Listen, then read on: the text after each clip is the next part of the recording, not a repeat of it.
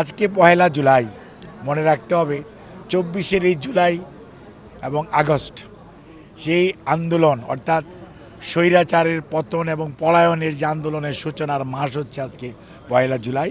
কাজে আমরা অত্যন্ত শ্রদ্ধার সঙ্গে স্মরণ করি সেই জুলাই শহীদ যারা তাদেরকে, এবং যারা অনেকে আহত হয়েছেন এবং আজকে পঙ্গু জীবনযাপন করছেন তাদের সবাইকে।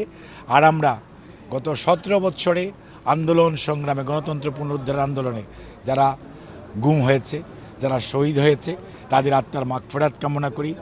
যারা গুম হয়েছে তাদেরকে আমরা সুস্থভাবে ফেরত পাওয়ার জন্য আল্লাহর সাহায্য চাই।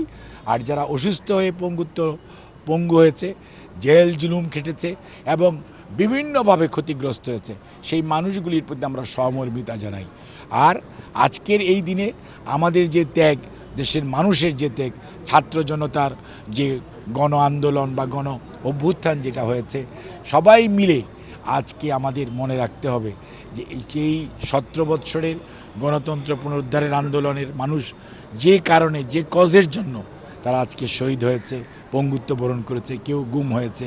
আমাদেরকে যদি আমরা গণতন্ত্র পুনরুদ্ধারের আজকে একটা স্টেজে আমরা গিয়েছি, মানুষ তাদের পছন্দ মতো সরকারকে নির্বাচিত করে আজকে দায়িত্ব দিয়েছে। দ্বিতীয় কাজ হচ্ছে মানুষের তাদের আর্থিক, তাদেরভাবে সামাজিক এবং তাদেরকে সত্যিকার অর্থে একটি সুশাসন দেওয়া এবং বৈষম্যহীন সমাজ ব্যবস্থা প্রতিষ্ঠা করা, সেইটা হচ্ছে বর্তমানে আমাদের গুরু দায়িত্ব।